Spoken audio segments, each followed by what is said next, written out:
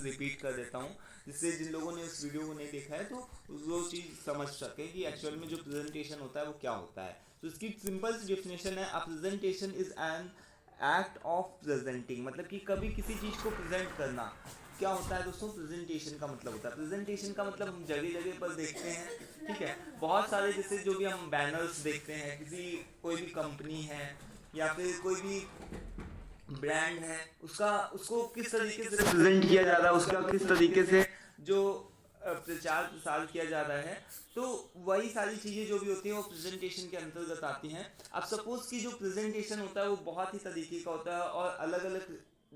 Fields में इसका बहुत ही इंपॉर्टेंट रोल ये मतलब प्ले करता है, क्योंकि दोस्तों प्रेजेंटेशन के माध्यम से ही हम लोगों को ट्रेंड भी करते हैं, प्रेजेंटेशन के माध्यम से हम एजुकेशन के फील्ड में भी प्रेजेंटेशन का ही यूज़ होता है, ठीक है, कोई भी कंपनी हो, कोई भी इंडस्ट्री लेवल हो, ठीक है, हर जगह पर प्रेजेंटेशन का बहुत ही ज़्यादा एक आपको important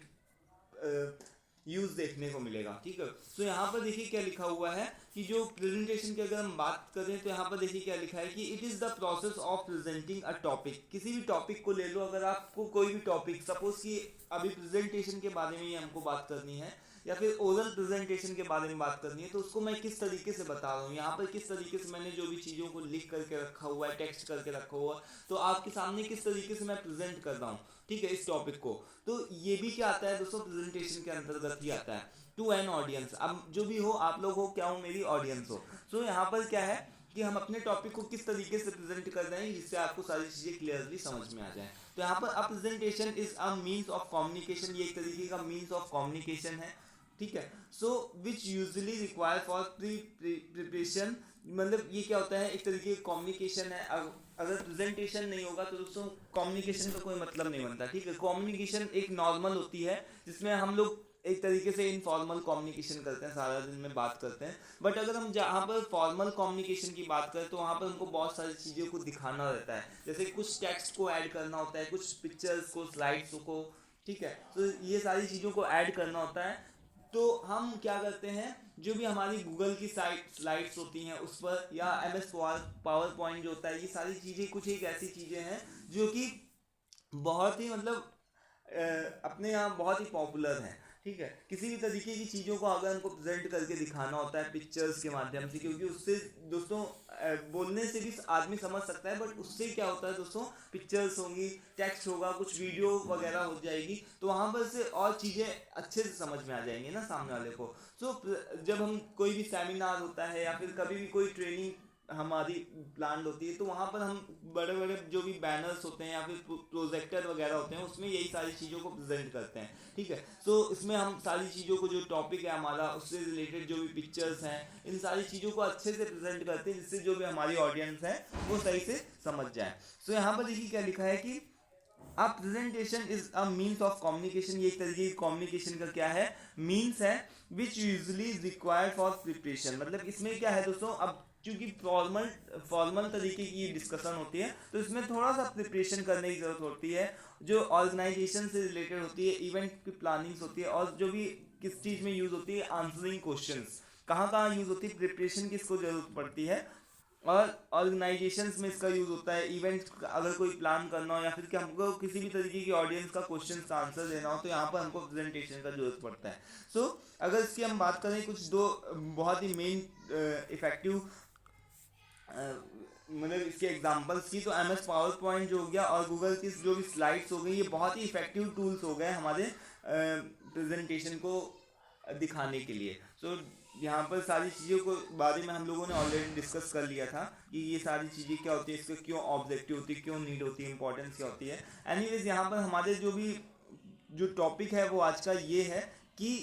factors which affect oral presentation, जो कि ओरल प्रेजेंटेशन को इफेक्ट करता है। अब जो भी प्रेजेंटेशन में दोस्तों 75% जो भी प्रेजेंटेशन होती है वो क्या होती है दोस्तों, ओरल प्रेजेंटेशन होती है। आप देखते होंगे कहीं पर भी सेमिनार हो या फिर स्कूल कॉलेजेस वगैरह में जो भी बैनर्स वगैरह होते हैं, सॉरी जो भी प्रोजेक्टर वगैरह होते हैं, उसमें सारी चीज़ों को बताया जाता है। अब ऐसा भी नहीं किया जाता कि केवल सारी चीज़ें पिक्चर्स चल रही हैं तो उससे आदमी समझ रहा है, उसमें एक ट्रेनर भी होता है जो ट्रेंड करता है लोगों को या फिर बताता है, गाइड करता है। तो जो भी चीज़ें होती हैं, जैसे ये टीचर है एक, ठीक है, तो ये क्या करेगा, जो भी प्रेजेंटेशन जो भी स्लाइड्स में चल रही होंगी उसको बताएगा। तो वो उसको किस तरीके से बताएगा कि बोल बोल कर अपनी तरफ से भी कुछ एक वर्ड्स का यूज करेगा। तो यहाँ पर जो ट्रेनर है जो बताने वाला है वो क्या कर रहा है, एक तरीके से ओरल प्रेजेंटेशन का यूज कर रहा है, प्रेजेंटेशन का भी यूज हो रहा है वहां पर, जो भी प्रेजेंट करने का तरीका है, जो प्रोजेक्टर लगा है वो भी यूज हो रहा है, और वो अपने वर्ड्स का भी यूज कर रहा है। तो ओरल के माध्यम से वो प्रेजेंट कर रहा है, चीजों को बता रहा है। सो ओरल प्रेजेंटेशन का सेंस से ये मतलब होता है कि ओरल प्रेजेंटेशन में कौन कौन सी चीजें, जो इसकी कौन कौन से मेन फैक्टर्स हैं जो कि इसको अफेक्ट करते हैं। अब कोई भी ट्रेनर होता है तो उसके अंदर कौन कौन सी ऐसी क्वालिटीज होनी चाहिए जिससे कि ओरल प्रेजेंटेशन जो है वो बहुत ही ज़्यादा इफेक्टिव बन सके। सो उसकी जो बॉडी लैंग्वेज होती है वो फर्स्ट नंबर पे आती है, बॉडी लैंग्वेज। बॉडी लैंग्वेज की अगर हम बात करें तो किस तरीके से बता रहा है वो, किस तरीके से खड़ा होगा, उसका पोस्चर्स क्या है, फेशियल एक्सप्रेशन क्या है, थोड़ा सा चेहरे पे स्माइल है कि नहीं, कि वो एकदम रूडली सारी चीज़ों को बताता जा रहा है, और वो थोड़ा सा चल रहा है, मूवमेंट उसमें किस तरीके से हो रहा है। तो ये सारी चीज़ें बहुत मैटर करती हैं किसी चीज़ को सीखने के लिए। कोई कोई टीचर हमको बहुत ही अच्छा लगता है क्योंकि उसकी जो बॉडी लैंग्वेज होती है वो बहुत ही अच्छी होती है टीचर्स की, ठीक है। और वहीं पर कोई टीचर जो होता है वो बहुत ही रूड लगता है, बहुत ही बोरिंग लगता है, जस्ट बिकॉज ऑफ उसकी बॉडी लैंग्वेज की वजह से। तो कुछ भी जो भी सारी चीज़ें होती है, जो बॉडी लैंग्वेज होती है वो बहुत ही मैटर करती है किसी भी चीज़ को समझने में, और किसी भी टॉपिक में इंटरेस्ट में। अगर जो सामने वाला है उसकी बॉडी लैंग्वेज बहुत ही अच्छी रहेगी, ओपन बॉडी लैंग्वेज होगी, तो हमको सारी चीज़ें अच्छे से समझ में आएंगी, और साथ ही साथ में जो सामने वाला आदमी बता रहा है, जो ट्रेनर उनको बता रहा है, उसमें भी थोड़ा सा इंटरेस्ट हमारा शो होगा। तो यहाँ पर जो सेकंड फैक्टर इंपॉर्टेंट मैटर करता है वो क्या है, हमारी वॉइस। मतलब जो सामने वाला जो भी स्पीकर है उसकी वॉइस भी बहुत मैटर करती है। जो वॉइस होनी चाहिए वो एकदम क्लियर होनी चाहिए, जो भी उसकी वॉल्यूम होती है, जो टोन होती है, पिच होती है, स्पीड होती है, ऐसा नहीं कि बहुत ही तेज तेज चीज़ों को बता रहा है। जहाँ पर हमको तेज बोलना है तो वहाँ पर तेज, जहाँ पर हमको ब्रेक लेना है, पॉजेस लेने हैं, तो ये सारी चीज़ें बहुत ही मतलब मैटर करती हैं। ये सारी चीज़ें जो भी ट्रेनर बताने वाला होता है। फिर यहाँ पर इन्वायरमेंट का भी बहुत ही फर्क पड़ता है, जैसे कि लाइटनिंग, जो भी लाइटनिंग, सिटिंग अरेंजमेंट, नॉइस तो नहीं हो रहा है कहीं पर बहुत ज़्यादा, तो जो इन्वायरमेंट होना चाहिए वो एकदम पीसफुली होना चाहिए, एकदम सही से सारी चीज़ें होनी चाहिए, वेल अरेंज होनी चाहिए। फिर यहाँ पर फोर्थ नंबर की बात करें तो यूज़ ऑफ वर्ड्स, मतलब जो भी वो वर्ड्स का चुनाव कर रहा है, जो भी चयन कर रहा है, वो किस तरीके के वर्ड्स हैं, जो सामने जो उसकी ऑडियंस बैठी है वही उसके अकॉर्डिंग उसके वर्ड्स होने चाहिए। ऐसा नहीं कि